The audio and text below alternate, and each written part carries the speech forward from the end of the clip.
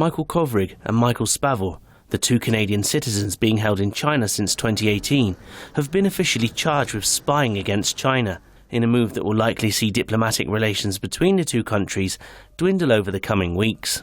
Kovrig, who's a former diplomat, has been charged with prying into state secrets and intelligence gathering for foreign forces by the Chinese judiciary. Spavor, on the other hand, has been charged with stealing state secrets and conveying information to overseas forces. 经中国检察机关批准，康明凯因涉嫌为境外刺探国家秘密和情报犯罪，迈克尔因涉嫌为境外窃取、非法提供国家秘密犯罪，确实已经于近日被批准依法逮捕。 The Canadians had previously raised grave concerns about the detention of the two men by China. These arbitrary detentions of Michael Kovrig and Michael Spavor are a grave concern to Canada, and that has made our relations with China today difficult. Having said that, this is a relationship which is deep. It is a relationship of long standing. It is a relationship on many different levels.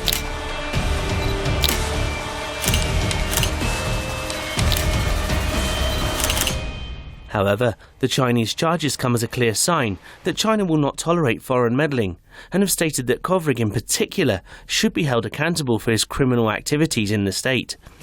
Canada themselves have also detained Chinese national and chief financial officer of Huawei, Meng Wanzhou, something that China believes is solely political in nature, as the Huawei organization leads the technology and the way in the 5G networks across the world. 加拿大法院披露的有关文件再次表明，孟晚舟事件是一起彻头彻尾的严重政治事件，充分暴露了美国蓄意打压中国高技术企业和华为公司的政治图谋。加拿大扮演了美方帮凶的角色。 The notion that the arrest of Meng is political is backed up by the fact that the US Secretary of State, Mike Pompeo, is also in the mix, as he shows that the US have a vested interest in detaining Meng as part of their arsenal of tools designed to hinder China's progress in the distribution and implication of 5G technology around the world.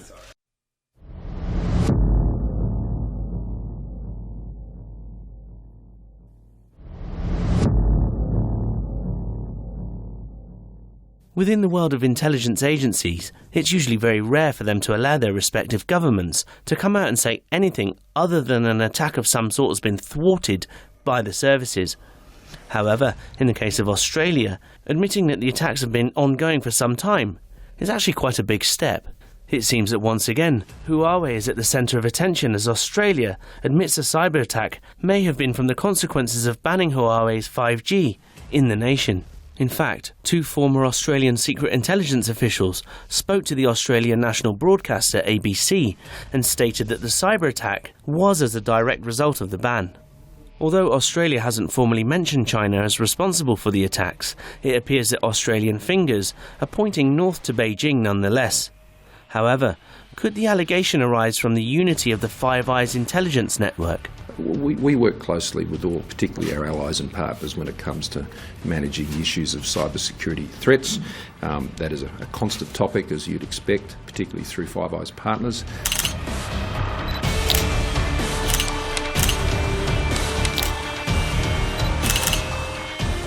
With the Five Eyes consisting of all English-speaking nations, and of course all being aligned nicely into US moulds, it seems that the opportunity to place the blame on Beijing is far easier as a group.